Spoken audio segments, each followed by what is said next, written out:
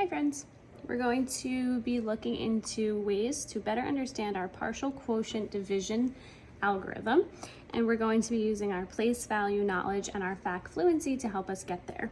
And a lot of us have been questioning, why are we doing more steps than what maybe standard algorithm would make us do in division?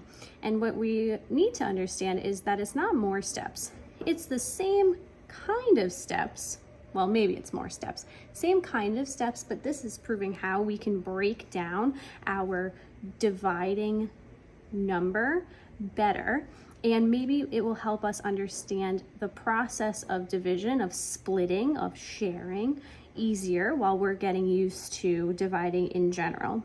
So if we were to look at something small, like maybe 5 and 32. 32 divided by 5, this might be mental math for some of us. For some of us, we need to work it out and show what we're thinking. And so in regular standard algorithm, we would say 5 into 32. 5 times what gets us close to 32 without going over. We're going to use the same process for partial quotient, and we're going to actually show our parts and show our steps instead of kind of just putting a number up here, subtracting, and hoping that we get the second digit.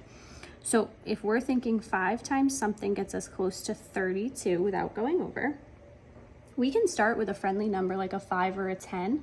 It's not always going to work to start out that way, but for our smaller numbers, we can always try. So let's say 5 times 5 gets us 25. Let's see if we can get any closer. 5 times 6 gets us 30. That works. So we would put a 6 up here. We would subtract our 30, and we would have 2 left over.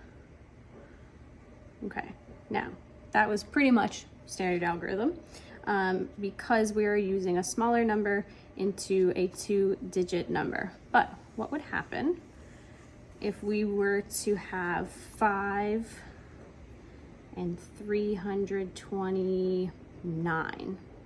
Now for partial quotients, we are going to use the same method. We're going to look at our first 2 digits.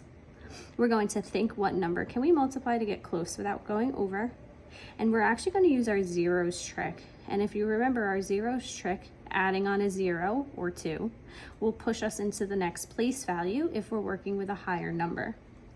So we knew from before that 6 times 5 got us 30, but we're looking at 329.